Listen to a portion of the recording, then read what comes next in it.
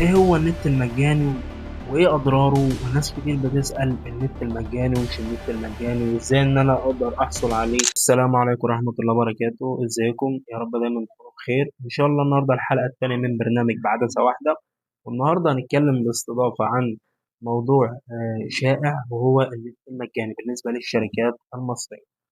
كلمة مختصر النت المجاني هي كلمة احنا اطلقناها، لكن هي مش اي شركة مثلا اتصالات مثلا مزودي خدمة مش مخليها حاجة إن في حاجة أو مش عندهم حاجة صريحة اسمها نت مجاني كباقة كأي عرض أيا كان الكلام ده يعني. الموضوع ده بيتم إزاي وليه إحنا سميناها نت مجاني؟ الموضوع باختصار كل ما هو، أنا بس مفسر الكلمة، كل ما هو إحنا بنحصل عليه بدون مثلا ما ندفع مقابل لشيء مثلا معين، فبنقول عليه مجاني ببلاش، حاجة أنا ما تعبتش فيها، فبالتالي إن هي بنقول عليها ببلاش أو بشكل مجاني. بالظبط زي ما احنا برضو بنقول النت المجاني عشان إن احنا مثلا بيجيب لنا مثلا داتا، بنحصل على داتا بدون مثلا رصيد أو نشحن لنا مثلا باقة، الكلام ده كله. النقطة التانية اللي احنا بنتكلم فيها النت المجاني، يعني الناس ابتدت تعرف النت المجاني من إيه؟ النت المجاني ابتدى، انا ما اقدرش ان انا اجزم مثلا واقول ان هو ابتدى مثلا في فترة معينة، عشان انا ما كنتش يعني ما عنديش مثلا قدر كافي ان انا، يعني ما عنديش مثلا قدر كافي ان انا اعرف ان هو كان موجود من امتى، لكن على ما اظن ان هو كان من 2011 2012 في الحدود دي كلها، ما اشبه الاجيال كلها. لكن هتيجي تسالني مثلا انت كنت موجود في انهي فتره من لما عرفت مثلا حاجه اسمها نت مجاني؟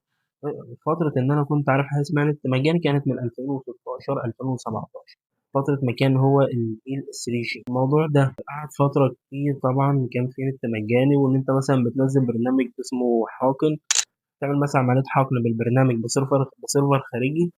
الموضوع تطور، طبعا كل ما الجيل بيتغير كل ما بيكون فيه ثغرات أكتر. تمام.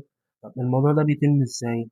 الموضوع ده بيكون له سبب وله عوامل. يعني مثلا عندك شركة مثلا فودافون، ولو يكن لما انت بتخلص مثلا الباقة بتاعتك او الرصيد بتاعك مثلا بيخلص، يعني ايه اللي بيحصل؟ كان بيتم توجيهك لما انت مثلا ما بيكونش معاك رصيد او باقة او ايا كان، كان بيتم توجيهك للويب سايت بيقول لك ان انت عفوا ما عندكش رصيد ويرجى ان انت تشحن، والكلام اللي احنا عارفينه ده كله. طب الكلام ده احنا نقدر نستفاد منه بايه؟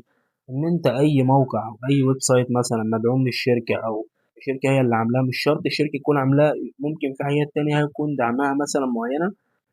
بنعمل عمليه انجكت بين السيرفر، اللي قصدي الموقع اللي هو تم عمله من قبل الشركه او مدعوم او سبونسر عموما بشكل عام. هو كان بيتم بنستغل الموقع اللي هو بيفتح معاك بشكل مجاني، بيبتدي ان هو بيعد مثلا معاك كسرعه مثلا من فوق، ده معاك كسرعه. الموقع اللي بيبدا معاك كسرعه ده انت ممكن تستغله ان انت مثلا تعمل عمليه حقن للجهاز كله بدل الموقع ده بس، تخليه للتليفون كله. العمليه دي كانت بتحصل وكانت بتشتغل في فتره من السنين. حاليا هي مش شغاله، ليه؟ لان احنا طبعا في تطور، وفي وفي محدوديه، في كوتا بتحصل في أنظمة وحماية للموضوع أكتر، على عكس مثلا الجيل ال 3G، الجيل ال 4G، الجيل ال 5G. كل جيل من ده بيختلف يعني. الحماية دلوقتي بتختلف من كل جيل لجيل. بس عشان بس الناس تقول طب ما هو لسه الموقع بيفتح معاك رصيد، ما هو يفتح معاك بدون رصيد، بس الاختلاف اللي بقى فيه في محدودية أكتر. إن أنت مثلا حتى لو أنت شغلته برصيد مثلا، قصدي بملف والكلام ده كله، محدودية، ومش هتقدر تستخدم أكتر من المسموح ليك اليوم، لأن هو عامل لك سياسة الاستخدام العام، مش هتقدر تستخدم غير المحدود ليك في خلال اليوم. تمام. بس عشان النقطة نكون فاهمين. طب عايزين نخش على النقطة اللي بعدها. طب هل هو له أضرار ولا الكلام ده؟ لا، هو مفيش أي أضرار خالص ناتجة عن موضوع إن أنت مثلا بتستخدم النت المجاني مثلا، لان هو مش حاجه انت مثلا خدتها غصب عن الشركه. لا، مش موضوع ان انت هل هو مثلا آه حسب عليه قانون. طبعا وحسب عليه قانون، بس في حاله واحده لما انت تكون مبالغ قوي في الموضوع، ان انت مثلا بتستخدم جيجات والكلام كتيره والحاجات الكلام ده كله. ده لو هم اكتشفوا الخطأ ده او الحاجه دي، هيتم محاسبتك ويعني يعني هيبقى في كلام تاني، يعني الشريحة بتاعتك هتتقفل، ولو هي مسجلة باسمك وقصة كبيرة أنت لا غنى عنها، يفضل أنت يعني. ويعني هو حاليا أصلا ما عادش أي ثغرة يعني توصلك للكم اللي أنت تستهلك في نص ساعة أو ساعة أو 3 ساعات، الكم الجيجات اللي أنت مثلا اللي كنا بنستخدمها من فترة معينة. ده مش منطقي جدا، وده أنا بتكلم حاليا، أنا بتكلم حاليا في الفترة اللي احنا فيها دي، ما عادش منطقي. تمام طيب. هل في نت مجاني؟ النت المجاني متواجد لحد الآن بس بمحدودية، مش زي ما كنا احنا شغالين في الفترة من 2017 لحد مثلا نقول لحد مثلا نقول مثلا آخر 2022. زي ما قلت لك النت المجاني كان يتشكل في فترة ما كان موجود الملفات والحاقن والثغرات والكلام ده كله، كان الموضوع كله مبني على موقع من الشركة مدعوم. تمام. كعرض مثلا كخدمة مثلا كتعليمي دوت كوم، زي ما كنا شغالين من من أيام كورونا، أيام الحجر المنزلي كانوا عاملين موقع تعليمي إن أنت مثلا بتخش تطلع على المعلومة وتخرج.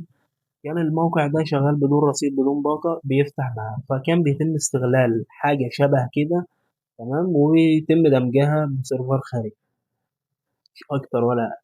كان بيعمل عملية حقن كامل للتليفون كله، وبالتالي إن أنت بتلاقي عند حضرتك نت شغال بدون باقة بدون رصيد. أدي النت المجاني كل اختصار، مفيش أضرار. بس يفضل إن أنت ما تكونش مرآة لأي حد مثلا إن هو يكون عارف إن أنت عندك نت مجاني، لأن الموضوع ده بيتكشف بسرعة، وفي نفس الوقت في تحديثات دورية على الأنظمة وعلى الخطوط بشكل عام. يعني الابلكيشن كل ما يكملش مثلا اسبوع اسبوع ونص تلاقي له تحديث نازل له ابديت، لازم تخش تحدثه. لا عروض نازله جديده، كل الكلام ده بيحصل عشان مثلا لو في كراش، في اي مثلا حاجه بتعلق في البرنامج، الكلام ده كله تحدث عروض. مش شرط ان في عطل في البرنامج، ولكن ممكن انظمه في العرض يحط عرض زي عرض 365، الكلام ده كله. انا يمكن اديت مثال لفودافون وبتكلم اكتر عن فودافون، بس انا بديك بشكل عام النت المجاني بشكل عام كمثال على شركه فودافون. هو في الاول والاخر هو مثال، انت يمكن تطبق الكلام ده كله على شركه مثلا زي اتصالات، زي وي، زي اورنج، اي شركه بقى، مش شرط مصر، بس اي شركه مثلا في مختلف الوطن العربي او في الدول العالم. بس ده بالنسبه لموضوع النت المجاني. كنت حابب ان انا اتكلم عن موضوع النت المجاني ده من بدري قوي.